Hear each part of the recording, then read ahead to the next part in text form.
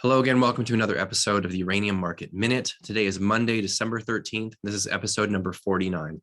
My name is Justin Hune. I am your host, the founder and publisher of the Uranium Insider Pro newsletter, the only investing newsletter that focuses solely on uranium and publishes on a regular monthly basis.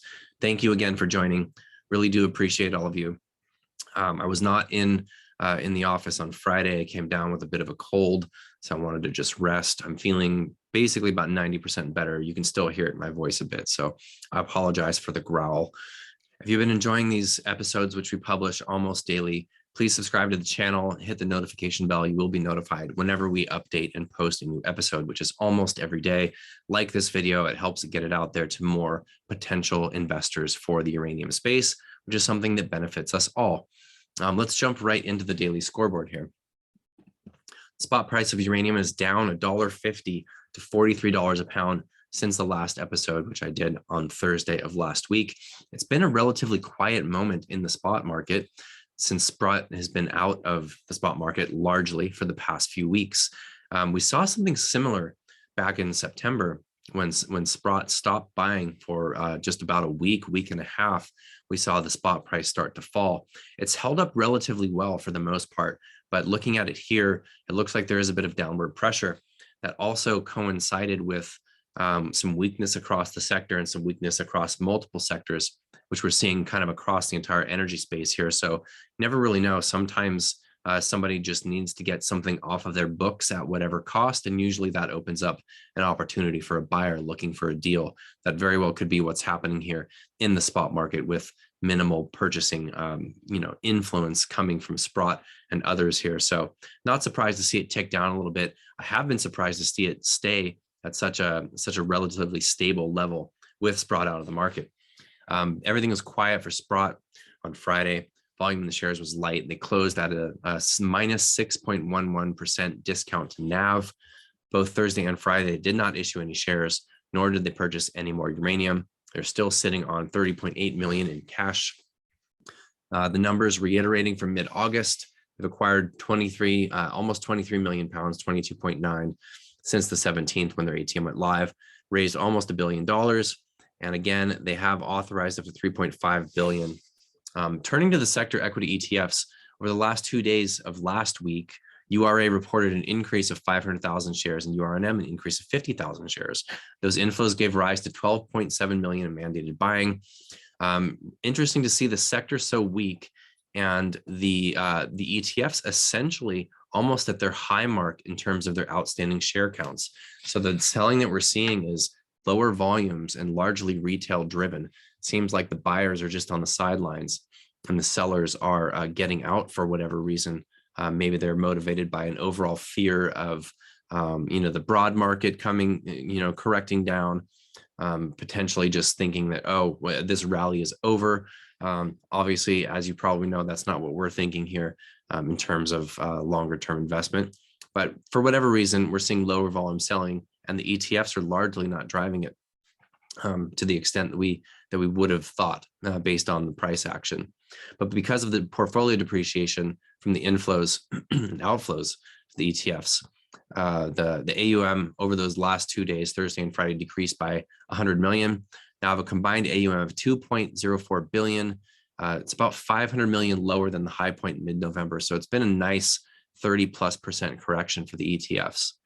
Let's go ahead and take a look at the charts and see what's going on in the sector. Starting off as usual with URA. As I mentioned, not huge volumes here, pretty steady, kind of, just under maybe that daily average, 10-day, 20-day average trading volume, but right in line there. Really nothing spectacular happening here in the ETFs other than, just continued weakness after a bounce that we saw early last week. Like I said, the volumes are just not really there to cause a huge concern, but also the buyers are not there either. I think it's highly likely we see a visit to the 200-day or at least retest this low right around 22.79 that we saw on Monday's print last week. Looking at the Sprott Physical Uranium Trust, looking like that discount to NAV might be growing a bit, although we saw the spot price come down a bit. So we're probably still in that 5-6, maybe getting into the 7% discount to NAV, which is by far the longest period of time that this vehicle has spent at a discount to their net asset value. Very difficult for them to raise money, impossible essentially if they're respecting shareholder value to come into the market and issue shares at less than that 1% premium to NAV. So really what we're looking for is a turn here. We can see these the MACD just flattening out, consolidating sideways, not very many big swings in here since the peak back in September, following by the steep drop towards early October. So this continues to coil, indicators do.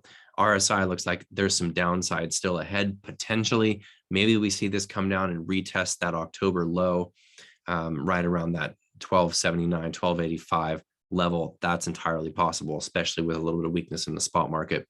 So it looks like the correction is not over here in terms of the spot physical uranium trust. Cameco also just selling off with the rest of the sector. Not anything to write home about in terms of volume. Looking pretty oversold on the MACD, RSI getting down there.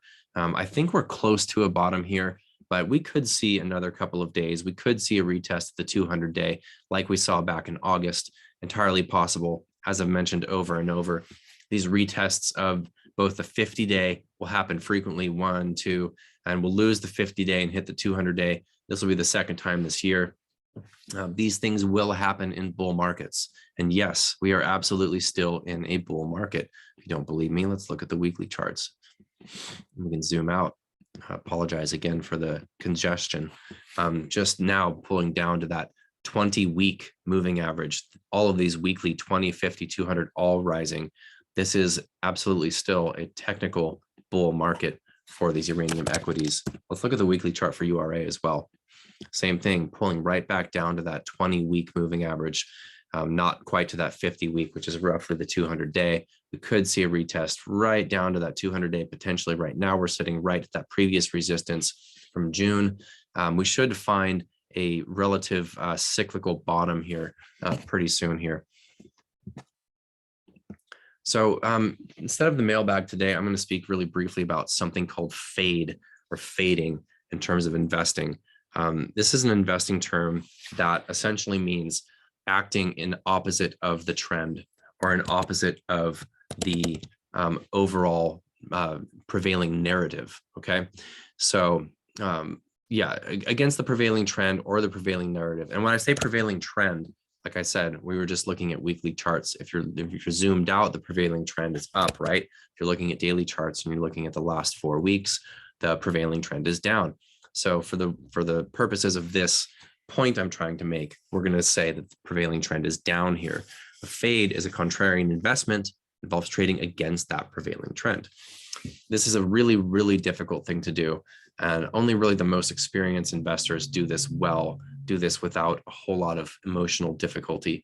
But it's something that can really bring extreme gains and extreme upside potential for investors if they know how to do it well. I'm going to share my screen and an image here that might help illustrate this point. So this is a view of a Google Trends search for the search term uranium stocks. And we can see a couple of cyclical peaks here. Last year, December 2020 is when things started to take off. It took a moment for the search terms to kind of catch up. Looks like it peaked potentially around, late February, early March, if I could, guess based on this graph. Obviously, we saw the stocks continue to move for the next couple of months after that peak. In fact, the stocks continue to rise out until June. However, the decline in interest based on Google search term data did correlate with the bottom. And the bottom was right about mid-August, right before Sprott came into the market and started buying physical uranium. So as you can see, the bottom in that search term data for uranium stocks really kind of corresponds with the bottom in sentiment. If the interest is leaving the sector, then you see the price action like we're seeing. Look at this huge spike. This happened. The spike looks like it's probably mid to late September. That was a really big move from mid-August to mid-September, largely based on that spot price move. Look at how the huge increase in interest in these search terms. And although that interest faded pretty quickly, this second little spike here actually was a higher point for the equities.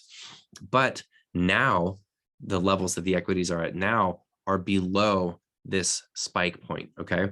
And so what is the point I'm trying to make here? The point I'm trying to make here is that purchasing these stocks when sentiment is low, when interest is low, fading that overall sentiment, that overall interest is a strategy for contrarian investors.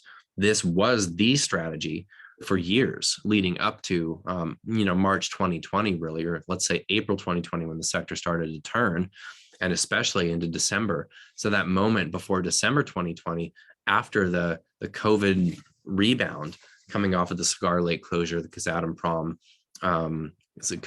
closure, that basically that rebound faded into the fall, and purchasing on that fade, believing in the long-term fundamentals, gave people who positioned before December 2020 massive gains this past year.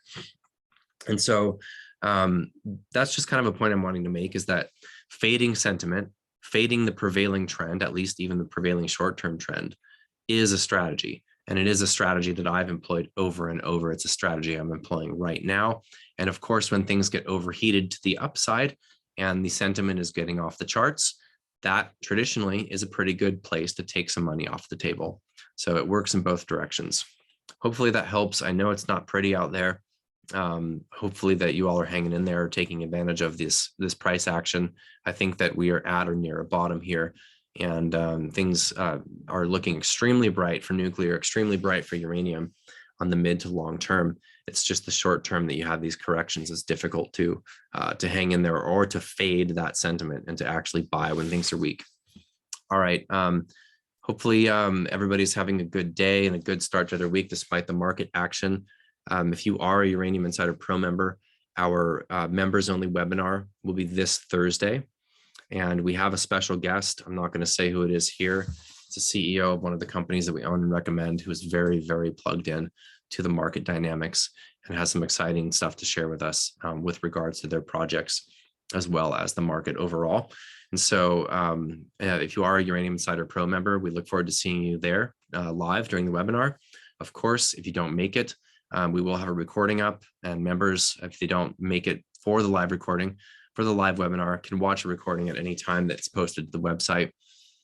If you have any interest in our newsletter and you're not already a member, click the link in the description below. You'll be able to download a sample newsletter, get an idea of the type of content we put out, and hopefully we can answer any questions you might have about our service.